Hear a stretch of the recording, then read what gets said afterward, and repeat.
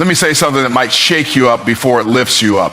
Access to you should be earned, not assumed. You were not created to be common. You were not born to be a doormat in the hallway of someone else's convenience. You were born to dominate, to rule, to reign, and to walk in purpose, not to be on call for mediocrity.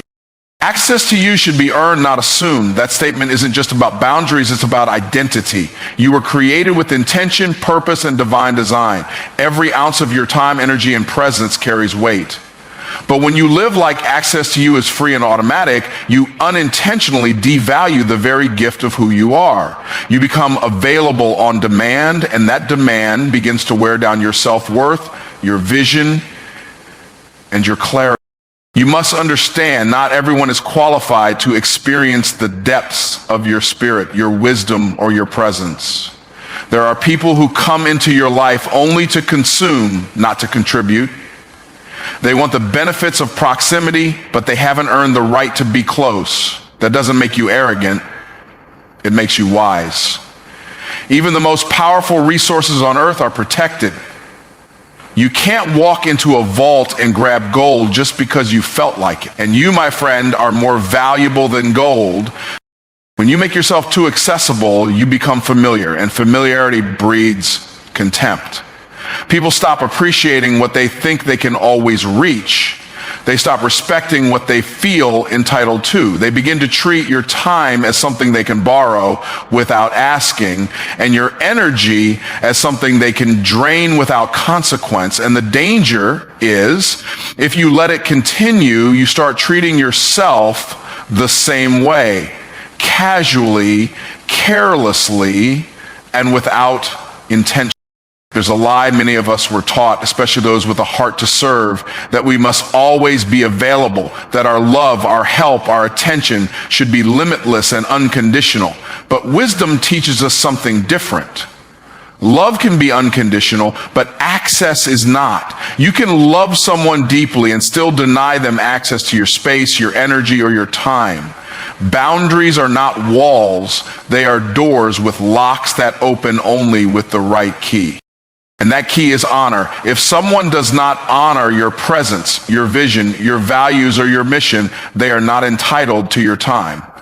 Too many people have keys to doors they were never meant to walk through. They entered in moments of weakness, of guilt, or of fear of being alone. But just because someone was given access during a vulnerable season does not mean they are meant to stay when you step into your purpose.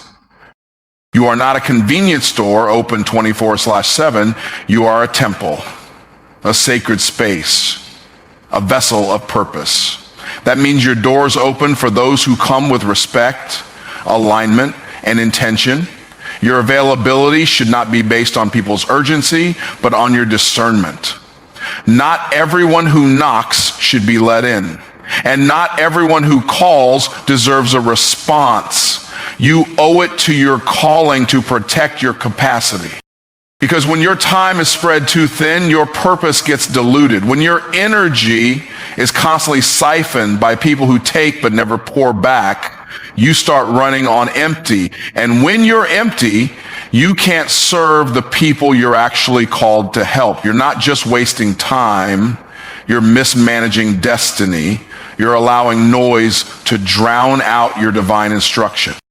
We must stop confusing being nice with being available. You can be kind and still say no. You can be generous and still hold back access. You can be loving and still protect your time. It's not about building walls to keep people out. It's about raising your standards so that only the aligned come in. Because when you make yourself overly accessible, you lose the power of your presence. Your presence should be a privilege. When you walk into a room, something shifts. When you speak, clarity comes. When you show up, value is added. But none of that happens if you've let yourself become so common that your presence is taken for granted. You were never meant to be everyone's go-to. You were meant to be called upon with respect, with honor, with intention, So when you start shifting your mindset from I have to be available to I have to be intentional, everything changes. You begin to attract people who see your value. You begin to create space for higher assignments. You begin to walk in power rather than in pressure. And you stop letting others dictate how and when you show up. Because access to you was never supposed to be assumed. It was always meant to be earned. Scarcity increases value. Don't be everywhere, be where you're called. This is not just about being selective with your time. It's about moving with divine precision. When something is always available, it becomes ordinary. When something is always seen, it stops being noticed. And when someone is always accessible, they start being taken for granted. You were not designed to be scattered across every opportunity, every platform, every conversation. You were designed for strategic placement, divine alignment, and intentional presence. When you're everywhere, you're diluted. Your message loses weight, your presence loses power, and your identity gets stretched to fit environments you were never meant to occupy. Just because you can show up somewhere doesn't mean you should. There's a difference between being available and being effective. Some of the most anointed people lose their edge because they confuse motion with mission. But activity is not always productivity.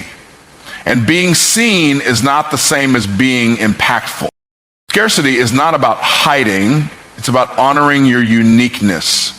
Diamonds are not found on sidewalks. Oil doesn't drip from trees. The rarest and most valuable things in life are hidden in depth, in process, in patience.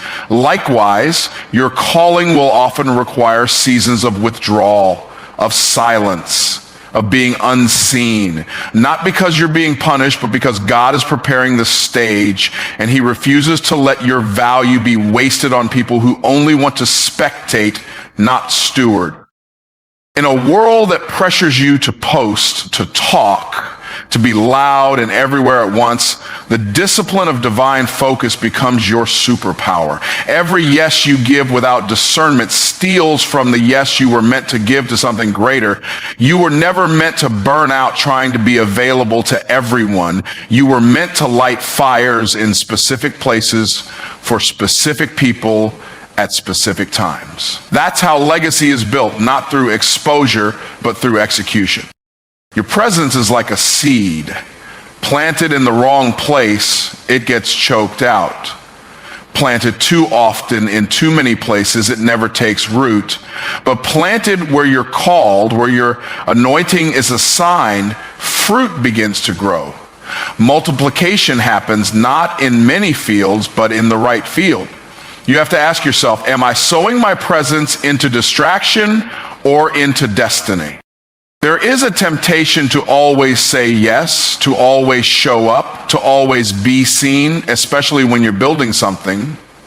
But real growth doesn't come from being visible. It comes from being valuable, and value is protected, not exposed. You don't need to prove your worth by your presence. You affirm your worth by your placement.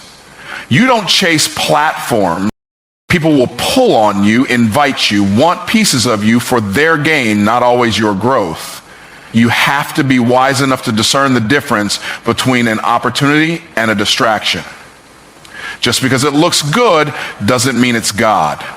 Just because it makes noise doesn't mean it produces fruit. Some doors are designed to detour you, some rooms are designed to drain you, and some stages are designed to strip you of your original voice. Scarcity creates anticipation. It builds honor. It sets the tone that you are not common. You are not a free sample. You are not an open book for casual readers. You are a living word full of power, waiting for the appointed time and the right audience. And when you begin to value your own presence enough to withhold it from the wrong spaces, the right ones begin to appear. You don't need to do everything to be impactful. You just need to do the right things consistently and with conviction. You don't need to be known by everyone. You need to be known by the right people. You don't need to go viral. You need to be valuable. Your influence doesn't come from your reach. It comes from your root. And roots don't grow by moving. they grow by staying planted. If you truly want to increase your value, stop chasing the crowd. Stop trying to fill every room. Stop saying yes to what doesn't align with your assignment. Your scarcity isn't weakness, it's strategy. It tells the world, I don't go where I'm wanted, I go where I'm called. Being overly available lowers your perceived worth. It's a subtle trap that often disguises itself as kindness, helpfulness, or loyalty. But in reality, it slowly chips away at how others view you, and even more dangerously, how you view yourself. When you make yourself constantly accessible, you train people to believe that your time, your energy, and your expertise come without cost. And when something is too easy to get, it rarely gets treated with respect. We've all been there, responding instantly to every message, showing up for every call, saying yes when we should have said no. At first, it feels like we're doing the right thing. We feel dependable, supportive, even admired. But slowly, the dynamic shifts. What was once appreciated becomes expected. What was once seen as a favor becomes seen as your obligation. And the more you give without boundaries, the more invisible your value becomes. People subconsciously associate value with exclusivity. Think about it. The most in-demand professionals, the most respected voices, the most sought-after mentors. They're not easy to reach. You have to book them, wait for them, prepare to speak to them. Their limited availability sends a message. This is someone whose time matters. But when you're always available, you're unconsciously telling the world, my time is cheap, and the world responds accordingly.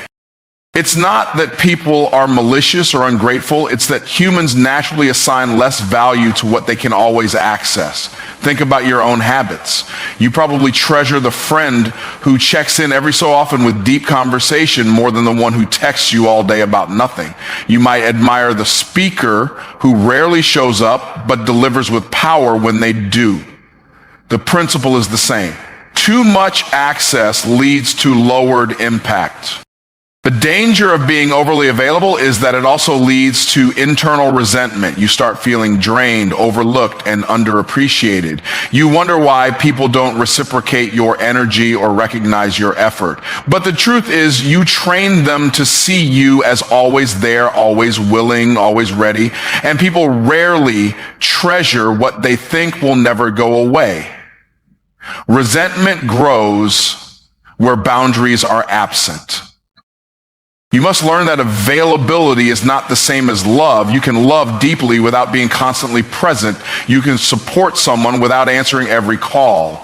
You can be generous without giving yourself away. In fact, the more you protect your presence, the more powerful it becomes when you do show up. There is strength in strategic absence. There is influence in being selectively accessible.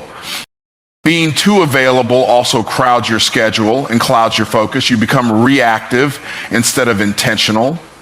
You end up chasing everyone else's emergencies instead of building your own legacy. You put your own growth on pause because you're constantly tending to the needs, requests, and demands of others. The very people you're trying to help may be the ones keeping you stuck, not because they mean harm, but because you have